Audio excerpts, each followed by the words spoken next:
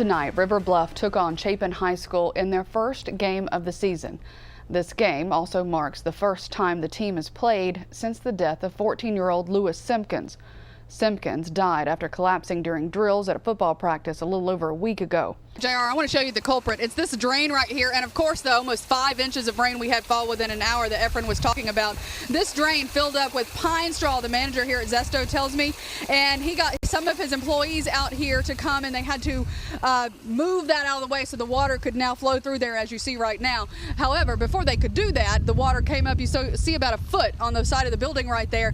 That relates to about 4 inches inside. However, it is all cleaned up for tonight. Luckily, no sheetrock damage. They will be open at 10 a.m. tomorrow morning, JR. There is no denying that this is a historical day here in South Carolina. I do want to have a note of interest here, though. I shot this entire story on my iPhone like many people did today, so I joined in the crowd to record and document history in that way. I want to say something about my traverse across the county.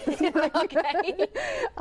One thing I did that if you're out you need to do, every time I saw a barricade, I turned around even though the road did not look like it was flooded. Hillary Clinton is expected to take the stage to give us her victory speech about 8 o'clock this evening. The race was called just moments after the polls closed with her commanding lead. The engineers are checking all the roads, trying to get the roads back open. That is changing hourly. This is the carrot. Of course, you need a carrot for the nose. But I want to step to the side and show you some of the intensity of this fire this morning. Take a look at that tanker truck. That's what's on the back of that flatbed truck. No, today there's an easy way to upgrade any smartphone. Oops, I just about ripped it in half for 20 bucks. Here in the South Carolina GOP primary, I'm going to step to the side so you can see a little bit of the crowd.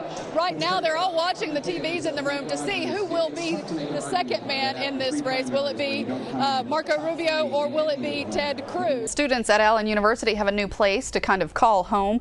The university just opened its doors to the Mother Mary Ann Norris Honors Program Center, and I got a first look inside the new place where honor students will gather. We're so lucky we didn't have more rescues down there. Savannah, even yesterday morning, had to go tell first responders there were people in those cars. That last rescue of that 36 hours was the most difficult, and it required the two best swimmers to risk their lives when they were completely exhausted. And 4 months later, they think about that night every day. Makeshift memorial for Officer Greg Aaliyah is growing today as mourners come to pay their respects. I'm here with his wife, Cassie Aaliyah. And Cassie, first of all, we're so sorry for your loss. But you're wanting to get a message out there to people. Tell us about your husband and what kind of police officer he was. Here's what we've been able to find out. A teen who was in DSS custody was placed in a hotel with a DSS worker. Now, the teen's father tells us on April 4th, he walked away. Search for a missing man began early this morning in Newberry County, but turned up no clues about his disappearance. News 19's Chuck Ringwalt spoke to the man's family and the sheriff about what's next. Sheriff Foster says the different agencies are going to regroup and then decide what the next best plan of action will be.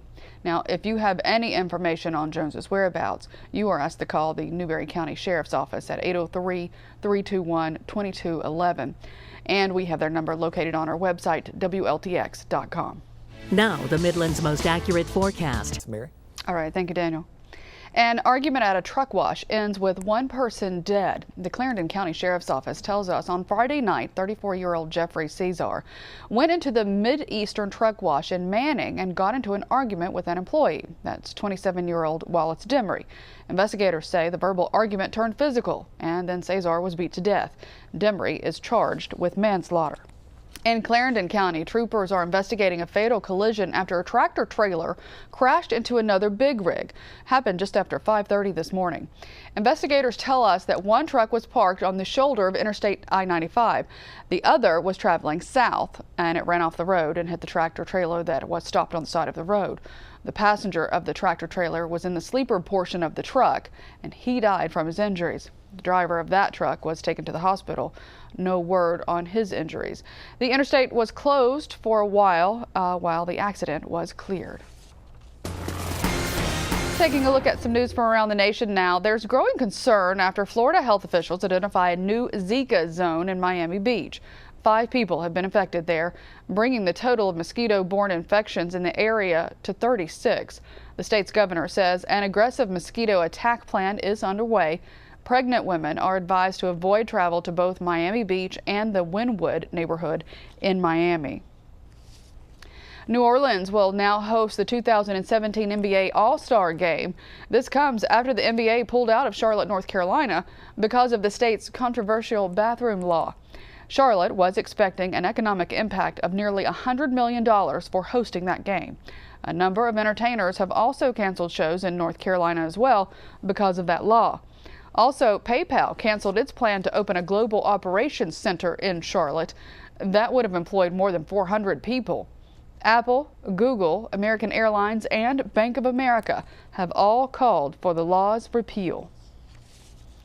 Gamecocks head women's basketball coach Dawn Staley will bring home her 5th gold medal from the Olympics. That's because the USA women's basketball team is bringing home the gold after downing Spain 101-72. But they didn't just win gold for the 6th consecutive time, though. The ladies made history as well. This is the first time any women's team has won 6 golds in a row in Olympic history.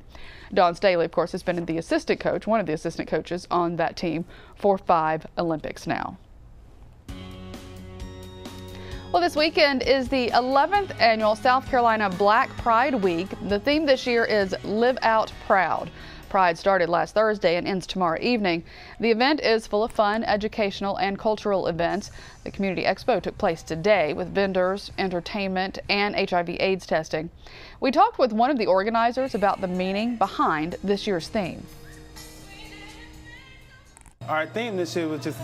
Well, tomorrow, Praise in the Park and the community picnic will be held at Sesquicentennial State Park. That'll be from 1 until 6. To introduce you to a very special person who has accomplished something that probably many of us will not be able to do. After a childhood illness left her with physical and mental disabilities, a stroke in 2008, and surgery last summer for ovarian cancer, today, despite all that, a 73-year-old woman got her black belt in Taekwondo. Take a look.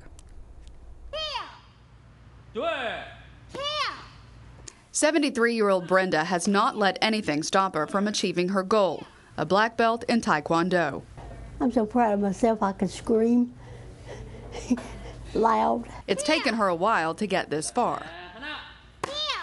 8 long years. She has not only kicked and punched her way through class, Brenda's sister, Nora Stroop, says that she has tackled life with that same tenacity.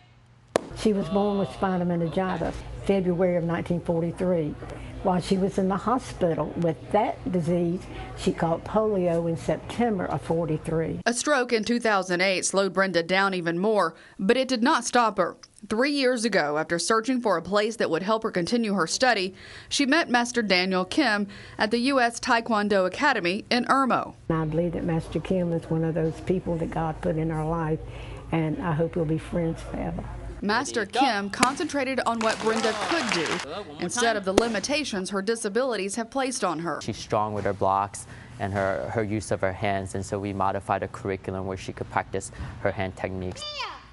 She's the epitome of perseverance and indomitable spirit. Those are 2 of our tenets of Taekwondo, and she never gives up. She's gone through a lot through her life. All characteristics that have enriched and inspired other people too, including her sister. Our mom passed in '94, and my mom said, "I'm giving you Brenda," and I said, "Thank you." A lot of people would look and say, just give up on her, but I won't. Those words, give up, well, those boards tell that story. Nice! When you make up your mind to do something, you'll do it. You may not do it your way or my kid's way, yours way, but it was my way of breaking the boards. It definitely was. It was such a pleasure to meet them today. Get this, Brenda plans to go for her double black belt, so she will be right back in class on Monday night.